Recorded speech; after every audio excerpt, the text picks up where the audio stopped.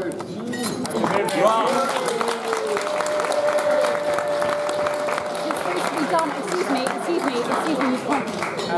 just, before handing over to Giles,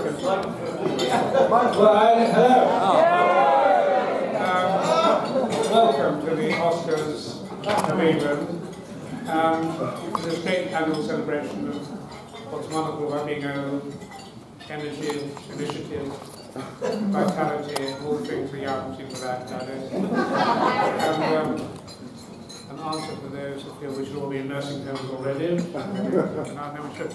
But thank not only you, but our sponsors, Bailey Gilbert.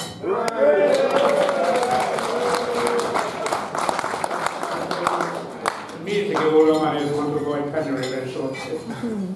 And above all, well, these awards started in, I think, 1993, just after Richard England founded this tremendous magazine. They've been going on with mounting success ever since. And for many years it was the great Sir Terry Wogan who presented these awards. But now he is to be replaced by the equally great, what do you call, Giles Brandon.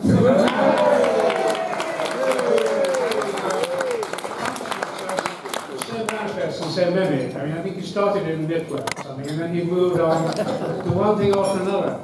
You name it: plays, scripts, books, expert on royal marriages, I think.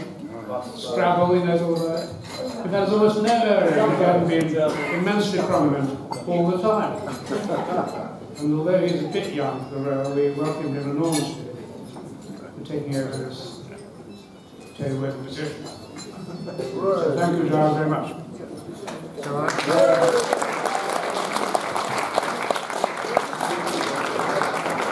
I'm excited to be here. I'm particularly excited that Tony Blackburn is here as well. Should I be caught short, Tony is ready to step into my shoes. It's all too exciting. I'm very thrilled to be here, and we really should begin. And we do have to rattle through this, because though we make no concessions to it being the oldie of the year lunch, we do like to get it finished in time for the snooze. So we will rattle through things a little bit. My name is indeed Giles Brandreth. I'm thrilled, honoured, excited to be here. What is clearly a very happy occasion. That's the best part of it for me. It's such a happy gathering, this. As some of you will know, I used to be a Member of Parliament. I don't think that was mentioned by... I used to be a Member of Parliament, and now I work for the BBC. So, of course, most of my friends have been arrested. I'm actually tagged myself, but that is largely for domestic reasons. Alexander congratulated me on being here, but I would like to salute him and his team, and James, the publisher.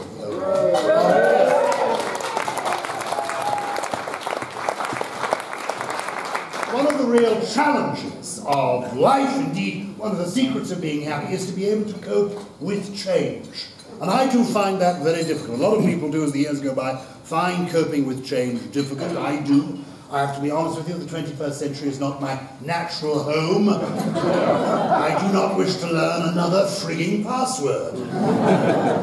It can be a little bit of a nightmare. So, what is so good about James and the team is that they have coped with change. And change has rewarded them, because I'm able to tell you that the subscriptions, this is not just people buying it off the top shelf, they can't reach it. People buying this magazine on subscription has reached an all-time high of 38,681.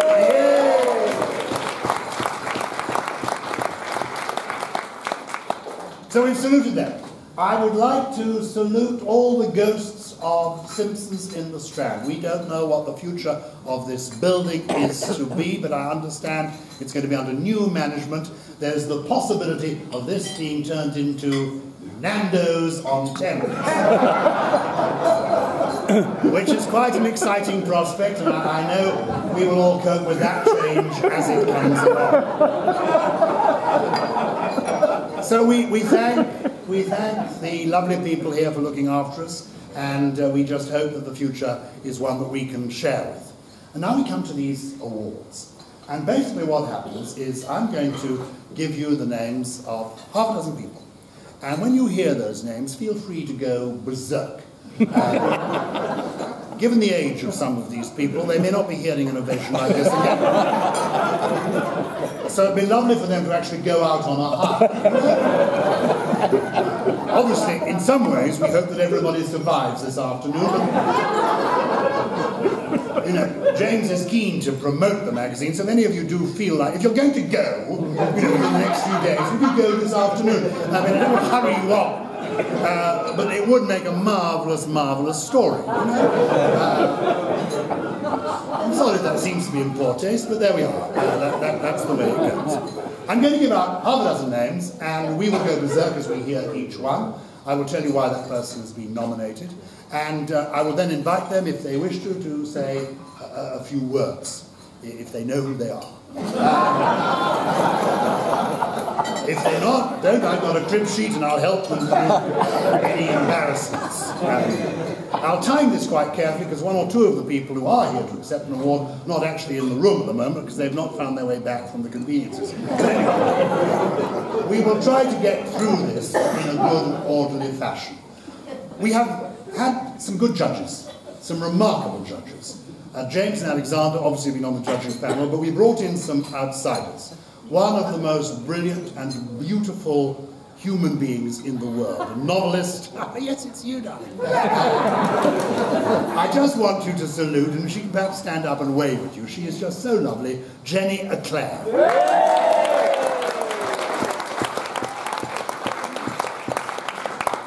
She's obviously far too young to really be counted as Oldie, but she's doing something like a carer. She'd like a carer, and she's really come here doing missionary work, and we're thrilled to see her.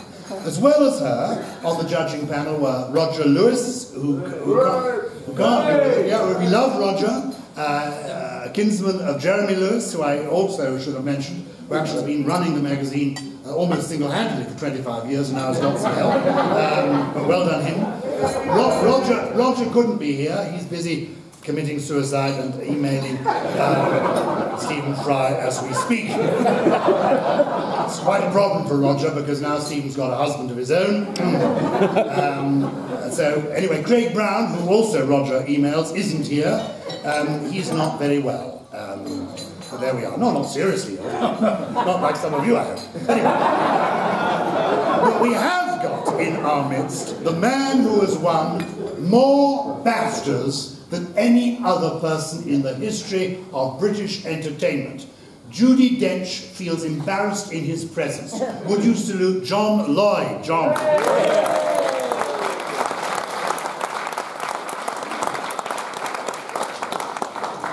Now, we got together, the judges, to decide who should be the recipients of these Oldie Awards. Now, hugely prestigious. All sorts of people have won Oldie Awards over the years. We've had a Lady of the Garter, a Knight of the Garter, member of the Royal Family, members of the Companion of Honour, Order of Merit, people with CBEs, KBEs, OBEs, you name it, we have had them. But people regard receiving an Oldie Award as the ultimate accolade.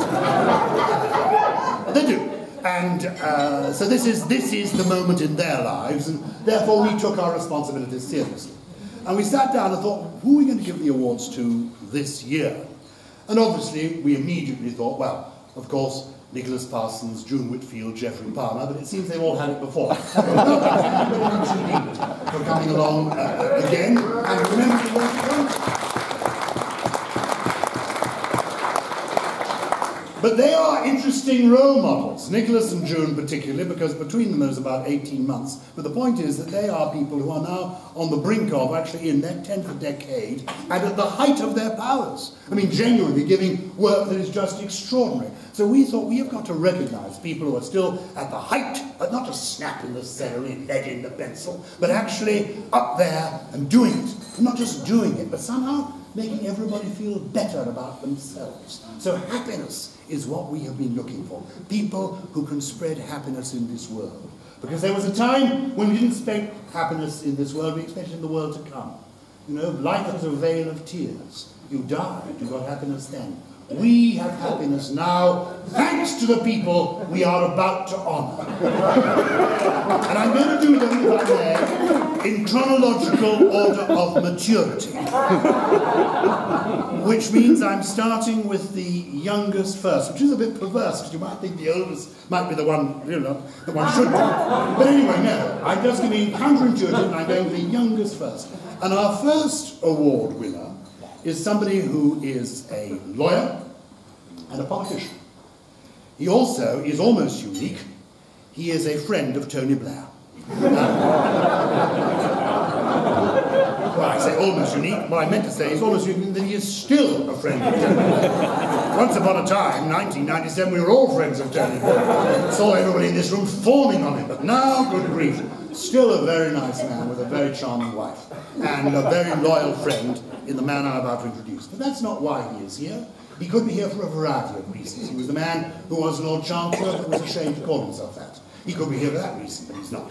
He could be here as the man who, when he became First Minister, I think, was given the Millennium Dome to look after. Am I right? Peter Mandelson could find it a bit complicated, and it was handed over to the gentleman I'm going to introduce. He is a lawyer of distinction, a Lord Chancellor in all but name, a very distinguished peer who is at the moment trying to steer a controversial bill through the House of Lords. But he's here today because last year he did something completely amazing. He was a little bit tubby. Yes, people would see him in the corridors at Westminster and go, "Oh, crikey, I say, you chaps, is it Bunter? No, it's Charlie Faulkner." And you think, "Oh, well, Charlie Faulkner, is that who it is? He isn't here today." And he isn't. Because we haven't got Charlie Faulkner. We've got a man who looks like Brad Pitt in glasses. It is completely amazing. I'm about to introduce to you the Oldie Slimmer of the Year.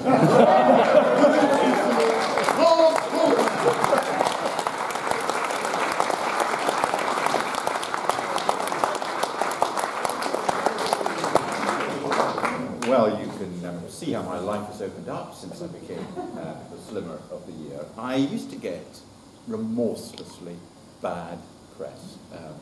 Giles has been kind enough to remind you of the time when I made such a masterful job of handling the Millennium Dome. I was able to achieve something that no other minister, either in the Blair or the Brown government, was able to achieve. I was able to unite every single newspaper on the same day to say the same thing, namely that I should resign. This went on for about 2 weeks, and then eventually there was an article, indeed there was an editorial in a newspaper called the Daily Star. It started off with the words, "Lord Faulkner should not resign." Salvation. It then went on and said, "Lord Fatty should be placed in the top of the dome and they should both be burnt to a cinder." My press has now changed. I am maybe the only politician in the whole of Great Britain who's achieved anything. Namely, I've lost 5 stone in 6 months.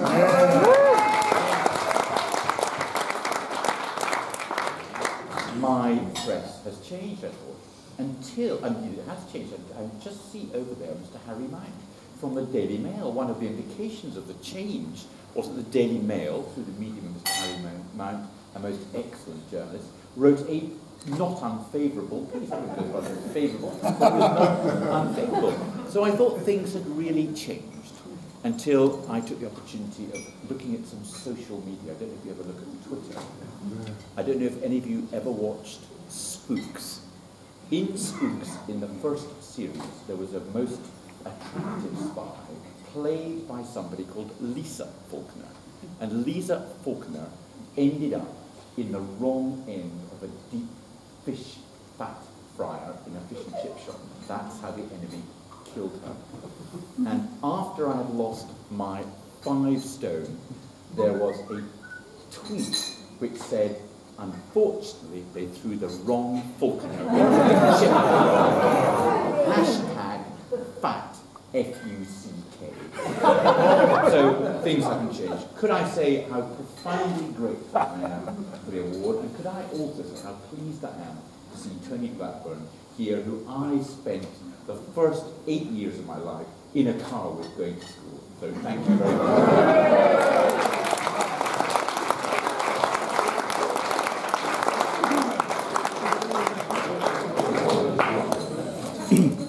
And, ladies and gentlemen, what is so exciting about these awards is that they are unique in that everyone has a portrait of the winner by Gary on the award. So you can have this. This could be your Christmas card next year. Please accept the award there. Thank you.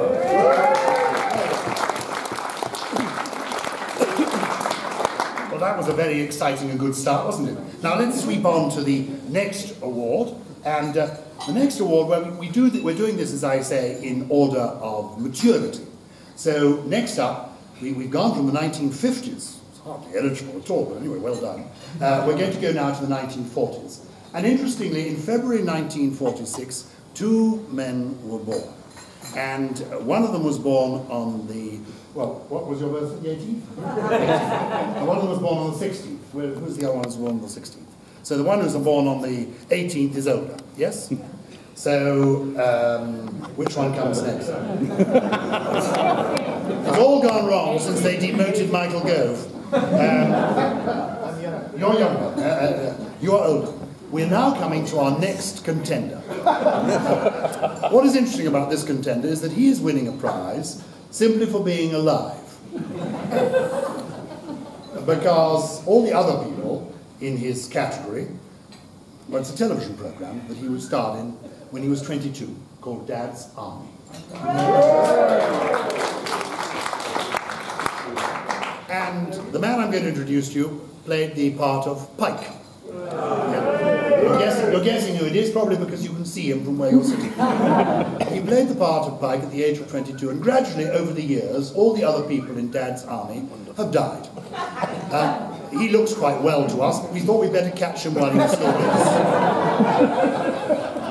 It's a good time to have caught him, because a television series that we grew up with and we loved, and that brought us happiness in the way that a slim, trim figure can bring us happiness. Dad's Army and many of those programs created by David Croft and his partners brought real joy and happiness, intelligent, broad comedy. Wonderful. And we thought it was irreplaceable, couldn't ever be done again. And now a movie is being made. And we've got great reservations about the movie, but we've seen the cast and we think that might work. The good news is that the man I'm about to introduce, Pike himself, is in the movie elevated to the rank of Brigadier.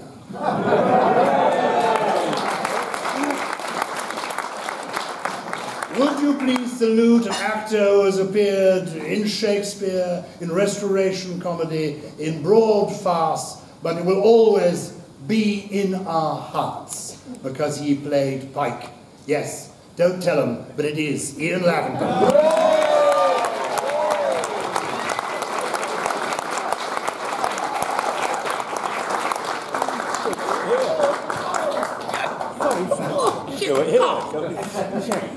Oh, shall I do it down there? Yeah. You can do it whenever you want. You're the winner, you can do it whenever you want. Thank you. Oh. Yeah. My word. It is a little daunting, and I must start with an apology, I'm afraid. To Alexander and to Giles for nearly being very late and putting the cat amongst the pigeons. We live out in Suffolk, my wife and I, and this morning we set off in the car, and by the time we got to Cambridge the snow was pretty bad and we were losing time badly, and so I thought, as the weather cleared just south of Cambridge, I put my foot down on the M11 and speed up a bit. So I did that, and after about 20 miles as we approached Stansted, I saw those blue lights in the mirror. And we were pulled over, and I was going to be later than ever. I do apologise for any problems I gave you early on.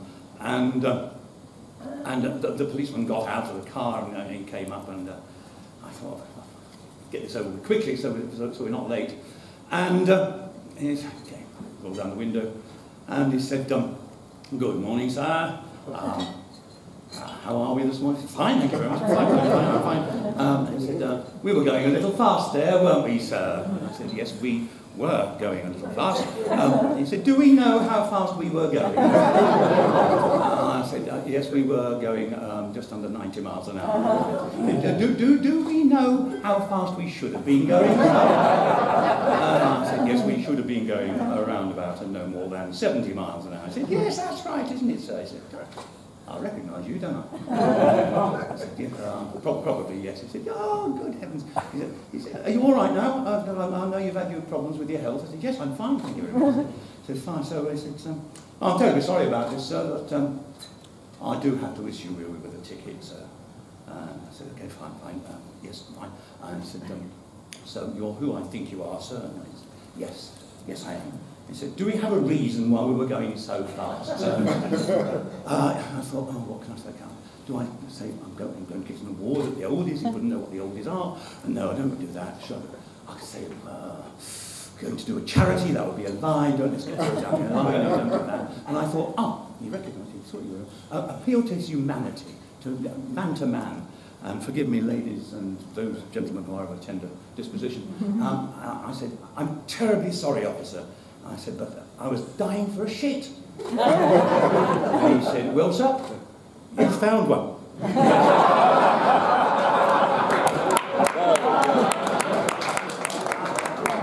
I was sitting at home in the ember months of last year, reading about the Oldie and wondering, trying to get over the shock of once more not being in the New Year's Honours list. I hadn't been notified by November, so it wasn't going to happen yet again.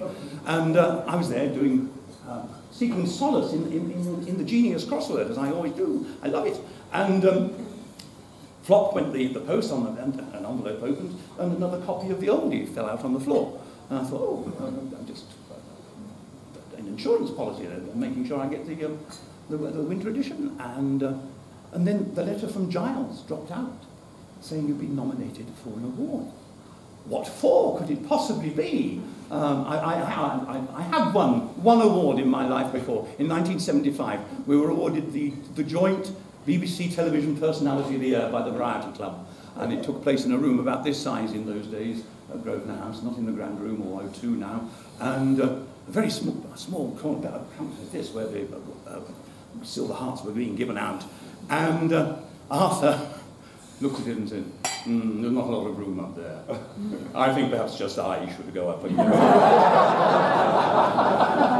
to which John the Measurer said, no, you fucking won't,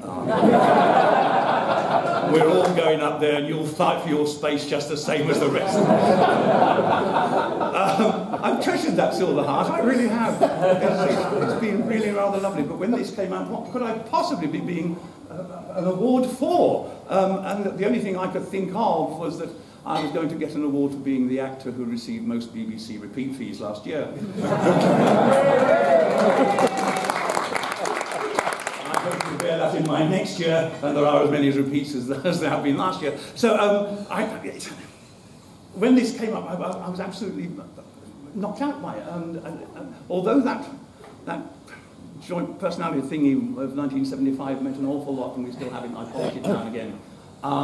This truly, I think, means an awful lot more. And thank you. And I shall be renewing my subscription.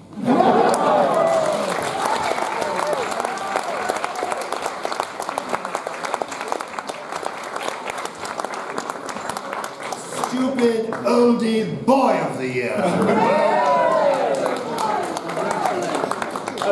My friend Mr. Cryer said he would help me out, so Barry... What were you going to say? Don't tell them, Pike! I tried. Thank you. Well, it's very exciting to be... the last comparable awards ceremony that I had the privilege of hosting was at the Russell Hotel, not far from here. I hosted the British Funeral Directors Awards. The recipients weren't nearly so chatty, but it was a marvellous occasion. The main prize was for thinking outside the box.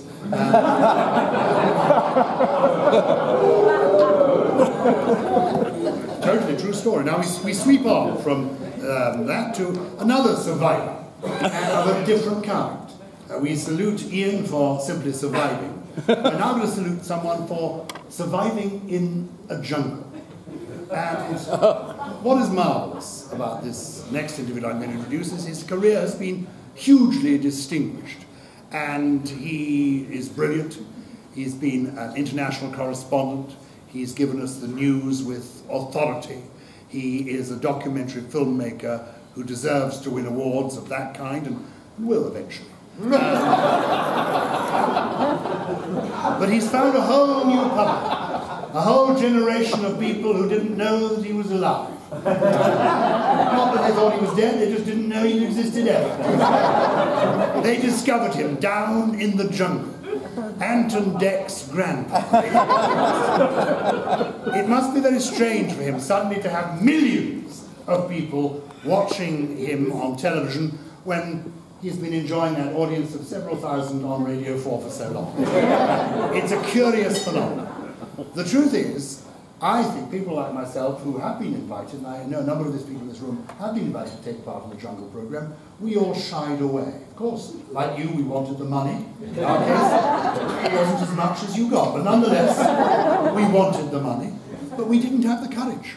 We thought, no, actually, I don't think I can face the humiliation. I don't think I can face it. And then we read the small print and discovered it was 500 calories a day, and that you really were in isolation for 24 hours, and that we're meeting people who are more famous than you, but of whom you have never heard. We all withdrew. But there is one man who said, I don't care. I don't care. 140,000 for starting bids, that'll do me very nicely. Everybody else can mock. I'm going. Putting on his parachute, jumping from the helicopter, descending into the jungle and surviving not one night, not two, not three, not four, but 19 nights in hell down under. Coming back a stone and a half slimmer, 140 grand richer. And the Oldie Jungle Survivor of the Year.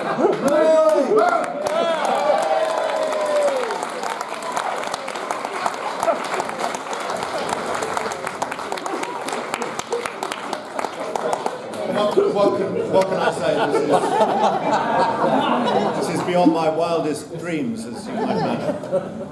In fact, in the inexplicable failure of the honours system to recognise my towering talents and manifold contributions to society, it's probably the best I can hope for. Thanks. It's traditional to thank people who got you to where you are. So thanks to my wife, Christine, whose advice was sadly not taken.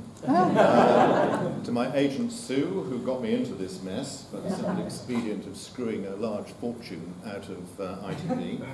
To ITV themselves for rescuing me from the dignified obscurity into which I'd slipped after a lifetime, now I realise sadly wasted, in serious broadcasting.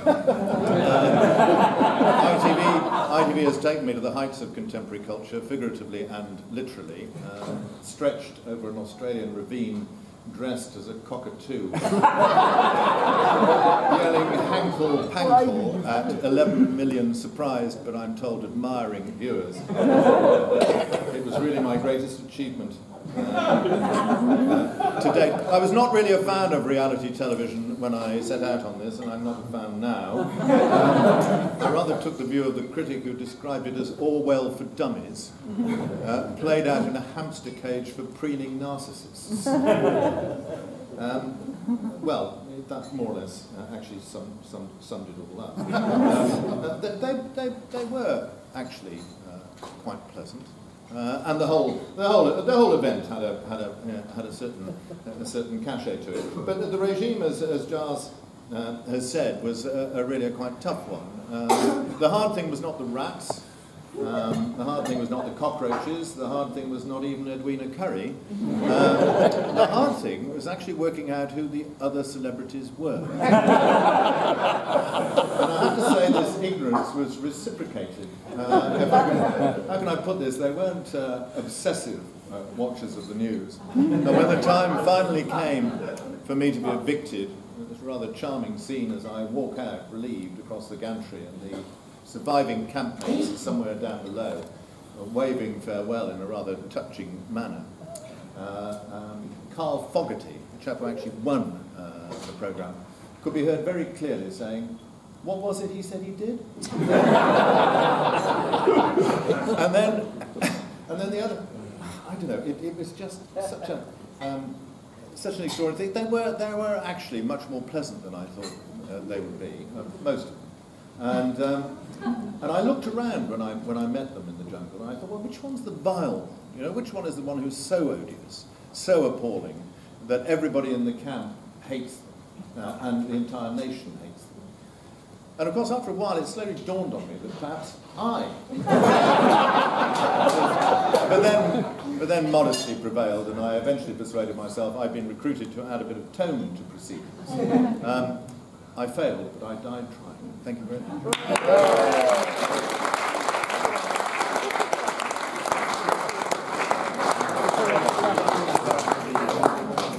Well, now we move on to, well, we move back now to, I think I'm allowed to say this, to 1931 for our next recipient. And this is somebody who is extraordinary. We're talking about people who brought us happiness. And, you know, people we've met so far certainly have done that in different ways over the years. This is somebody who has brought us happiness without us ever having met her. I have been familiar with her work, I suppose, since I was a schoolboy. And when I first saw one of her paintings, I just thought, oh, I like that. I don't quite know why, but I like that. And when I discovered that last summer in Grafton Street there was an exhibition called The Striped Pictures, or The Striped Paintings, by this artist, I thought I'll go and have a look at that.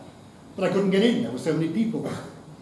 And then I realized here is somebody who for 40, 50, 60 years has been painting pictures that somehow lift the spirit. And I remember being taught that the mark of a great artist was when you came into the room and saw their work, you knew it was by them and by nobody else. It was totally distinctive. Well, the work of this artist is certainly totally distinctive in so many different ways. When you see it, you just go, huh. There's a man in this room who'd like to have one of her pictures. And if he had £6 million, he could. I've now got her to doodle something innocently on a napkin, which is very sweet, and I'm taking it home. Her pictures sell for a vast amount of money, but that's not the point. That's totally irrelevant as far as all of us are concerned, because we just look at them and we feel good. We feel alive. We feel there's something going on here that intrigues us. We don't always understand it, but we relish it. And to be an artist who has made a unique mark on the world in which you live is extraordinary, which is why she is a companion of honor, and we are so thrilled to be able to salute as our stripe artist, Oldie of the year, Bridget Riley.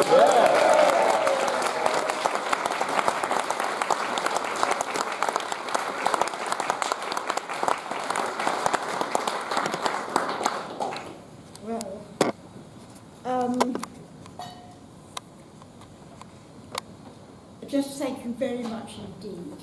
Thank you for this party. Thank you for this lunch. Thank you for everything you said. And also, I know what some of you feel, because I have had kind of waves back over the years from a public. It's not a fashionable public, I am proud to say. It's a public which is actually of the people. And I don't mean the people in quotes, I mean simply you and I think when I was a child in Cornwall, I discovered something very, very important, I think, that to make people feel better is something that I wanted to do, and that nature does for us. A good day, however simple, sunshine, just the arrival of spring, these are trivial things, and they're trite, but they never tire. So I just I just again thank you so much. That also in the small hours this morning, I was thinking that maybe you would want a word or two, and I was wondering what I could say. Something which goes through my mind a lot is Hamlet's soliloquy. The question, what is the question? The question is to be or not to be. And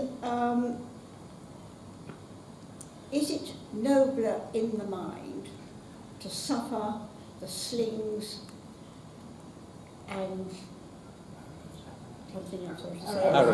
Arrows, thank you, of outrageous fortune, or to take arms against a sea of troubles?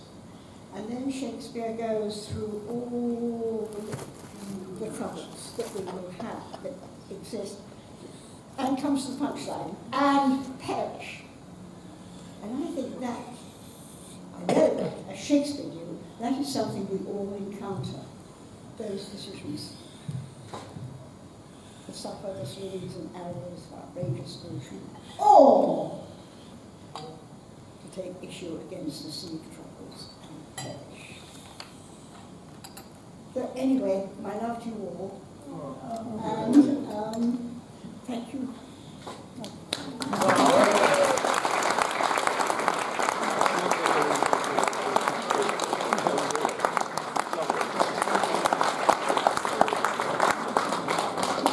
Isn't this exciting? We can pinch ourselves. We're actually here. That really happened. Aren't you wonderful? What a thrill for us. Yeah, it's worth keeping a diary at times. Wonderful. Well, now, and I'm told that Bridget, I can call her Bridget, Miss Riley is not going to rush away. She'll be on the stairs. As you pass, you may touch her garb. And if you notice, do look at her leggings. She's actually wearing striped leggings. Also, I ought to say, if you want to see some of her work, I think at the Delaware Gallery in Bexhill, there's going to be an exhibition this year. If you can't get to Leipzig, Paris, New York, or LA, this is the exhibition I'm recommending to you. Anyway, she's our Stripe Artist of the Year. And I love the idea that that's what she's thinking of at 2 in the morning. I mean, I wake up at 2 in the morning, you know. And I know when I'm thinking, I know what I'm thinking. I'm thinking, is it time for the next trip to the Louvre? Then I realise, of course, I've already been. Shall I go again and save me going at 4 o'clock? You know? But I'm going to raise my game tonight, I can tell you. To me or not to me, that's very good.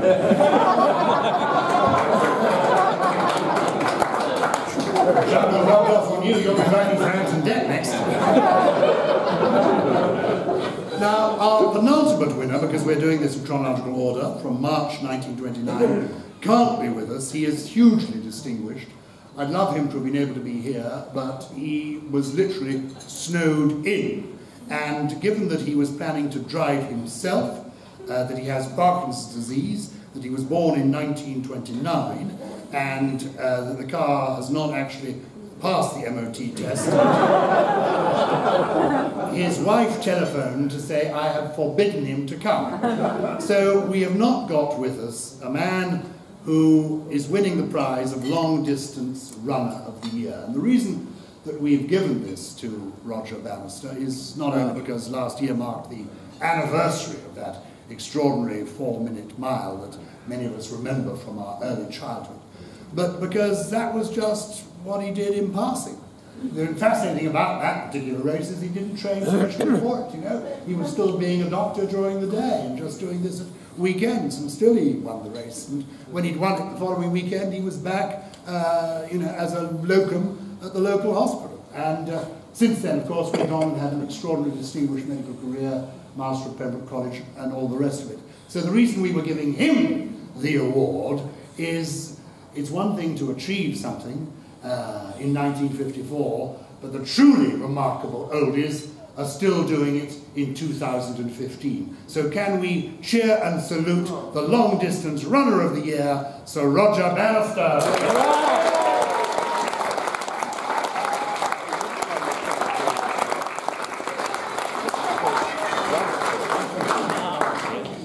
And now we come to the oldie of the year.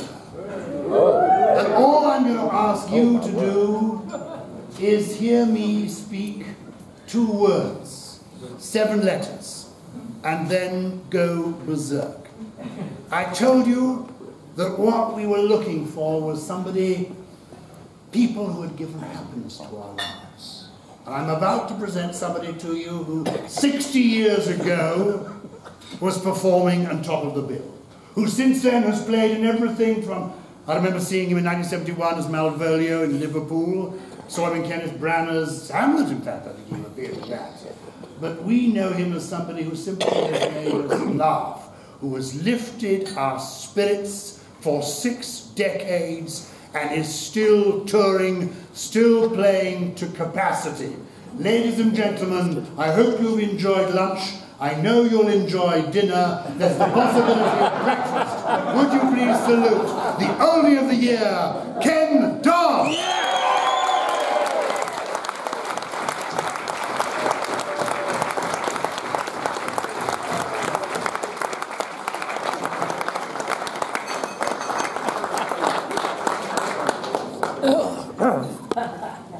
Responsibility.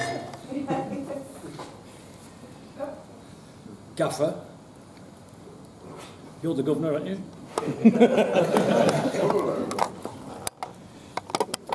Lord Faulkner's hopped it to rewrite the manifesto. It's wonderful to be here today, this afternoon, ladies and gentlemen. It's wonderful, at my age, it's wonderful to be anywhere. It's, I don't know what to expect of me, actually. It's I've written them all down on cards and then got them all mixed up. So I've been invited to say a few words.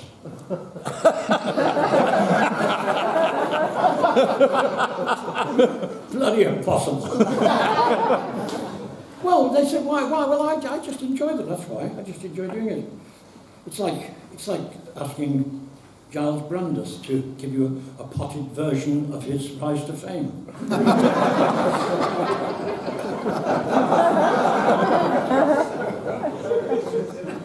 I'd be all bloody night for that. No, I'd like to thank the gaffer, the governor.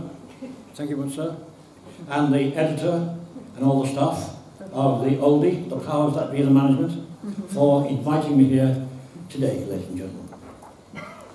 It's and you, of course. It's lovely to see you all here. You're not quite as old as me, but quite a lot of you are silver tops. As I glance around me here, I can see 50 shades of beige. So there you go. This. You're doing your best. This. I'll do it. I'll work out which is which in a minute. These dues can be quite expensive, I know that. Very, very expensive. All the extras, the hairdo, the makeover, the nails, the eyebrows, and the ladies look nice as well.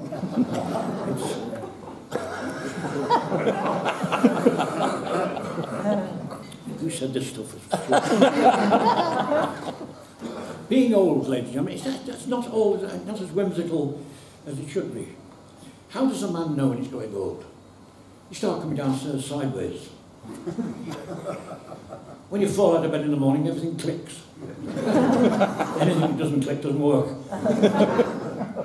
When you bend down to fasten your shoelace, you think, now, is there anything else I should be doing while I'm down?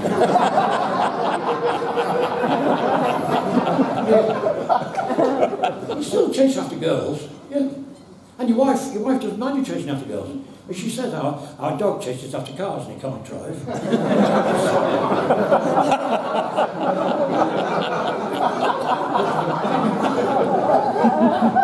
Growing older does have its pluses and its minuses. One of the great pluses of being older is the younger generation, like this beautiful girl here. The younger generation, just some signs. They think you become a very wise old bird, you know. They think you become a guru, a philosopher, and they come to you for advice. And you don't like to let them down, you see. Yeah. Well, when things look black, send them to the laundry.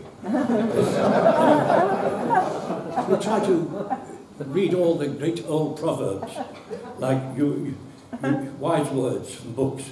You can lead a horse to water, but a pencil must be lead. You read the great philosophers who you admire, W.C. Fields. W.C. Fields said, happiness, he said, happiness. Smile every morning. Get it over with. Well,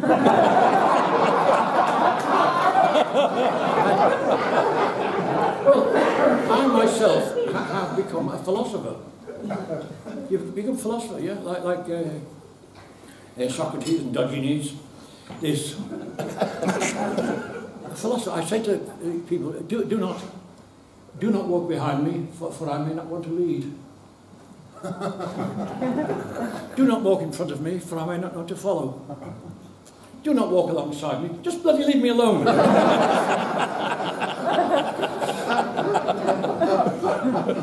One of the most marvellous things in your growing older is you get little signposts in your head that tell you where you're up to. You know, signposts that tell you, well, if you're a family person, when your family start visiting you more often. I mean your close family, you know, the ones who wouldn't lend you a penny. You find you don't see them from one Christmas to another. Then all of a sudden they come round to your house every week. That's bloody unnerving. And when they come round to your house, they're always looking round.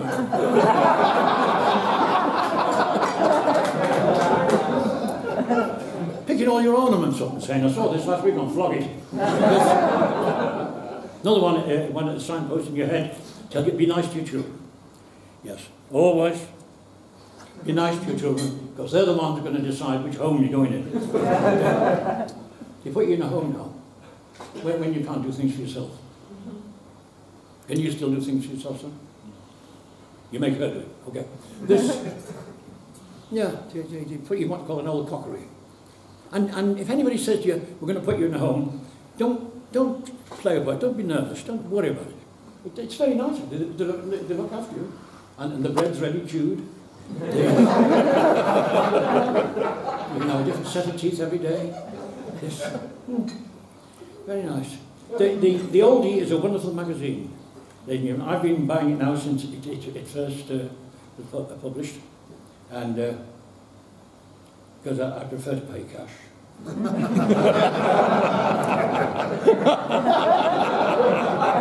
Oh, you're not going to start that bloody lot, are you? The only good thing about that is I've got a new routine out of it. They still write to me, though. All right. The people who send the brown envelopes. The dreaded brown envelopes. Oh, HMS. Oh, help us miserable sods.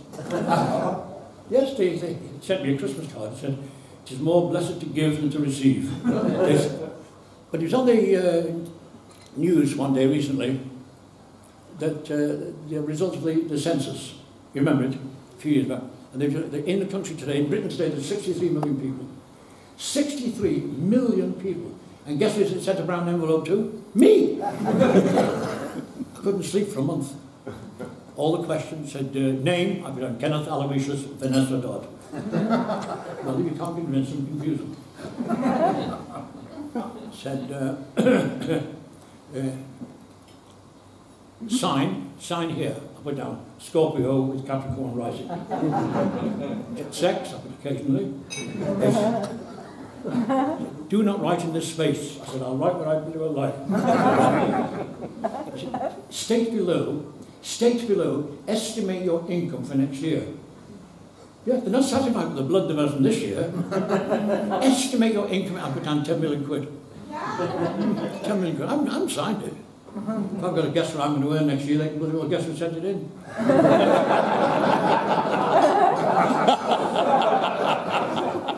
Next thing you get through the post is an invitation. An invitation to visit the tax office. Don't go. It isn't a party. Right on the envelope, gone away. Not known at this address. Now living in, cannot be reached. Now living in Giggleswick. Yes, that's a fearful place, the tax office. I went on there, went in, I said to the lady, I said, can I speak to the tax inspector? She said, oh, he's dead. Oh, I said, how inconvenient. I said, just shows you those wishing wells do work. Go inside the tax office, it's all underground so you can't hear the screams. Oh, you can see for miles on, rows and rows of horrible tax inspectors, all sitting there, all grinning and squeezing stones. Yeah, torture, rubber truncheons. Yeah? They don't hit you with them. Worse. Mind you, it cleared my sinuses up, I must say that. Because at one time I used to talk to my nose, now I talk to... As I say, this is a lovely occasion, ladies and gentlemen, and being a sort of earning a living, telling jokes and things like that, it is a little bit daunting, actually. I love to laugh. I think that's why I buy the Oldie. I love to laugh. I love the cartoons. I think they're all wonderful. I love the jokes. I love the features. I think it's a wonderful, wonderful... I look forward to it very much. Thank you very much, sir. It's wonderful.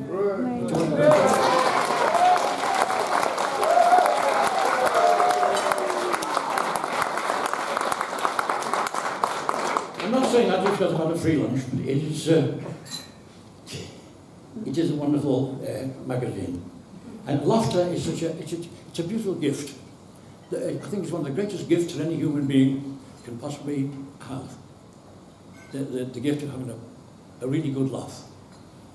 But some people, alas, some people lose their chuckle muscle as they grow older, and they don't laugh as easily.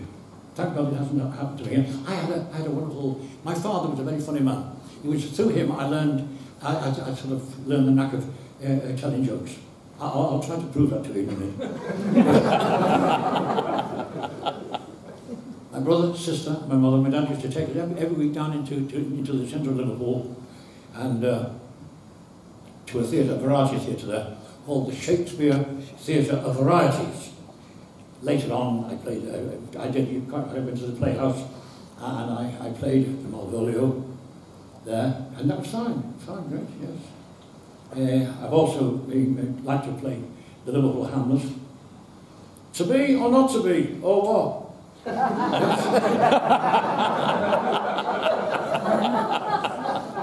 wouldn't know, if you're not from Liverpool, you wouldn't know what I'm talking about. But then I saw some of the greatest comics, some of the great old comics as well, yeah. Great old comics. It was a magical place, this dark room for a little boy of 7 or 8. And suddenly, this curtain goes up and there was a wonderful, wonderful, heavenly place was revealed. It was all beautiful, rosy glow. It was a 38 pink actually, but I didn't know it then. And these people, ladies would sing, and men would juggle, and magicians would come on, and men in check suits would come on and shout at the audience, and they'd laugh. And they were the comedians. And that's what I wanted to be. I said to my dad, Dad, how do you comedian? So he started telling me some jokes. And that's really what a comedian's all about, ladies and gentlemen. Just the most important part of a comedian's toolbox is you, the audience. Yeah, yes, you are, because it's no use telling jokes to yourself. You put you away for that. But you, the audience, the British audiences are all over. It varies from place to place. When I first started, when I became a turned professional in 1954, before that I'd been a bit of a salesman, and I used to keep a note of what I've sold. So it seemed common sense to me to write each joke, a keyword, and how it was, did you get a big laugh, a little laugh, or what? And over the years I've collected all these notebooks, and I've got sort of a giggle map of Great Britain. You can tell, a well-known TV interviewer once said to me, is Dog your real name? I said, no, it's an anagram. He said, well,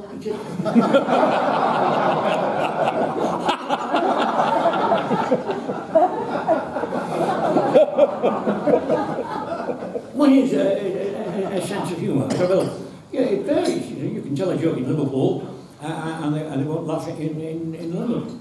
Why? I said, I can't hear it. He didn't like it at all. I don't think he ever forgave me for that. But laughter, to me, is because I'm a performer. I'm not a writer or an actor. I am a performer. I perform jokes, and to me, I play an audience. You play an audience like you play an instrument. You know where the hot spots are. You know where you can flirt with them. You know where you can cheer them up. So what do you think? Yeah. And laughter is like a rainbow.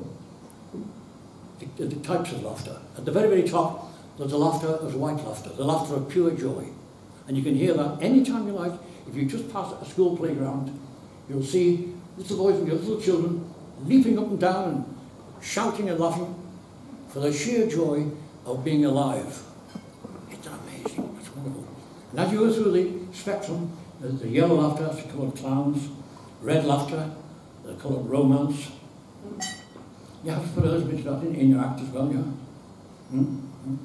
Talk about, ladies like you to talk about love and romance and stuff like that.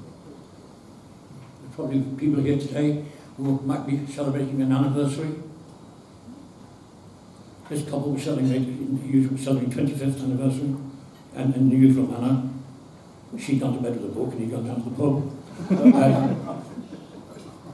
Came back after a while and said, "Oh my God, darling, I was so happy on anniversary. How I like to say, no, I still love you. I love you as much as I love you." You know, can I hear back here? And because it's how I brought you a beautiful present. And he gave her a little square box, one of those little velvet boxes that ladies love. Little square, well, she opened it up and there's 2 aspirins in it. She said, "But I haven't got a headache." He said, "Gotcha."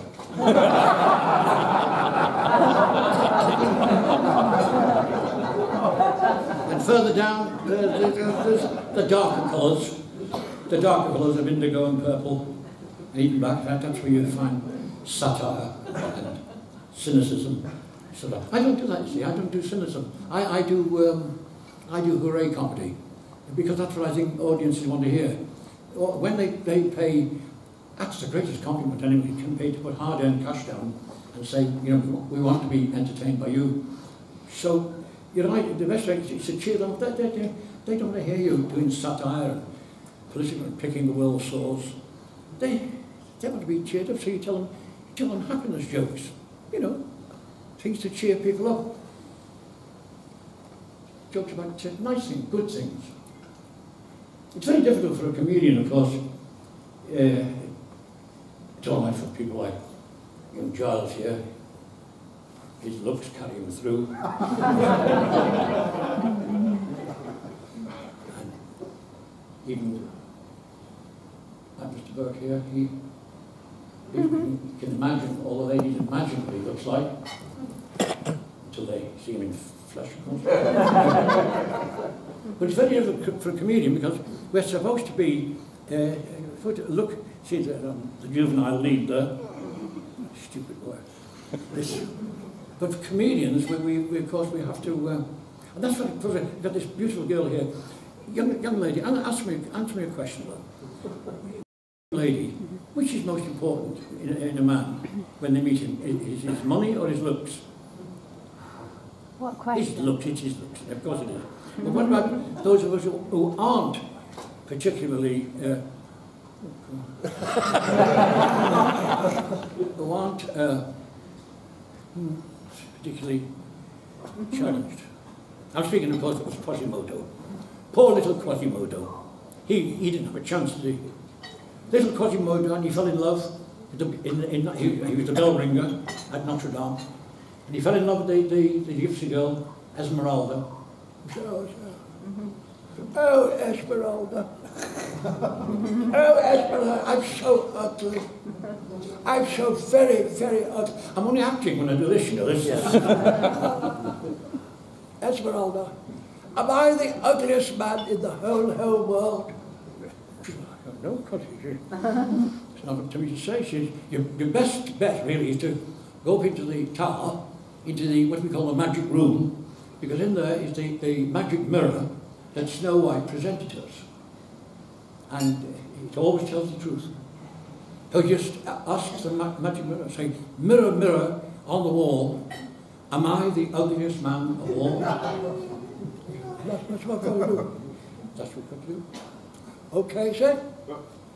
I'll give it a go. I'll give it a go. This is it then? Quasimodo, news at 10, going up to the magic room to consult the magic mirror.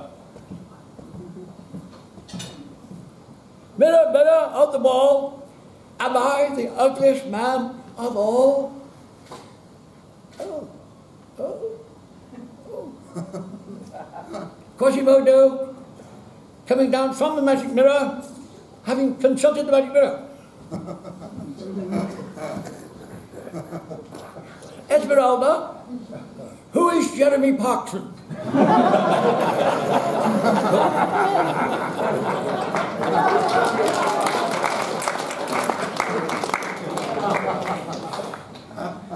As you can see, ladies and gentlemen, the business of doing a humorous speech is very funny, very different than doing a comedy act. I've been doing this now 60 years. 60 years, but before that, I served my apprenticeship playing the social clubs and cabarets. That's been wonderful. Wonderful. I have to say that I am completely and utterly stage struck. I think I love it. That's why I do it, I think. We in the variety is sometimes called an old-fashioned kind of entertainment. It really means a variety of skills. Because each performer is like a little one-man business. Each performer, a juggler or a magician, is doing the very, very best they can. She can, he can, doing the very to make their little polish, their little jewel of a turn, we call it, to make it the best they possibly can. Now, all actors,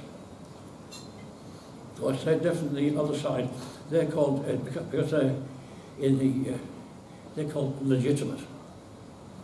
They're kind of, it's legitimate, which just leaves us in a very, very bad light, actually. Are you legitimate? I try. We are variety artists, ladies and gentlemen, and our trade is telling jokes, trying to make people laugh. Actually, you can't make anybody laugh.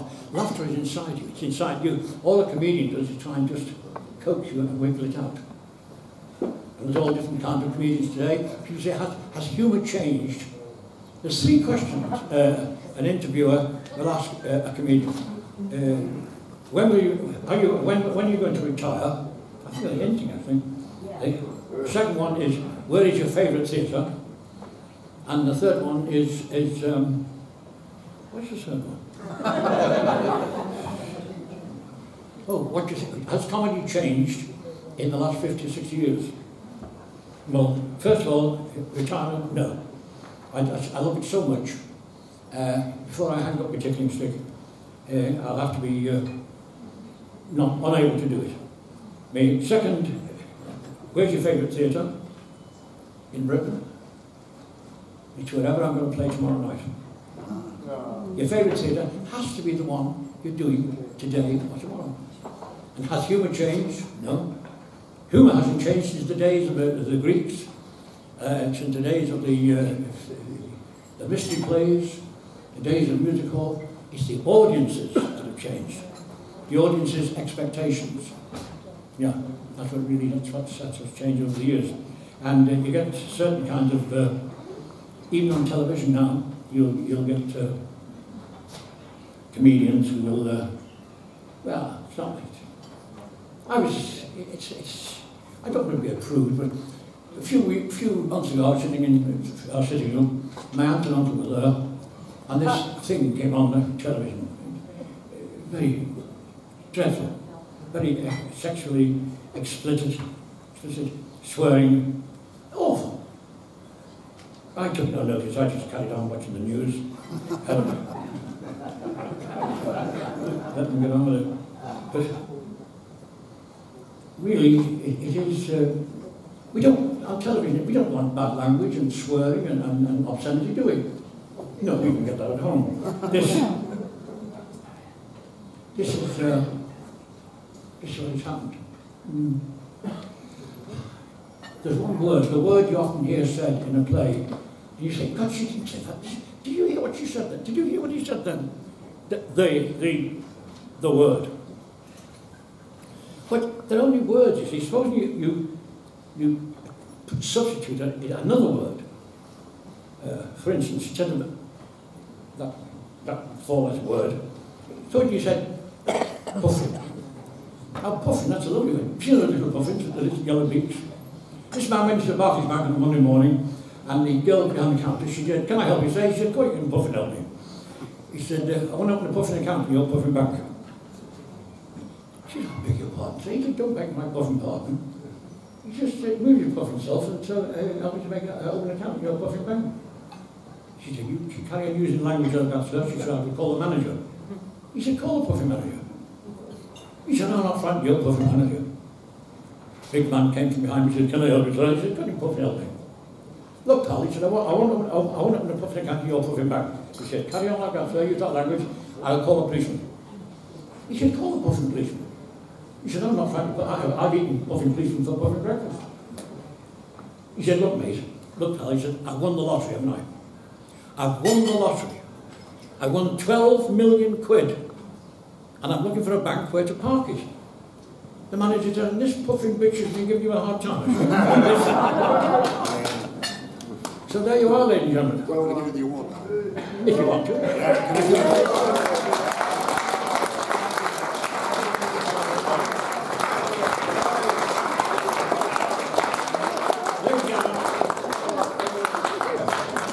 I think I see quite a lot of you are answering the call of nature. So I'm going to pass over to Mr. Randolph, because I think he has something to say to me. I simply got to say, excellent, Oldie of the year. Judges hilarious, Oldie of the year, Ken Dodd.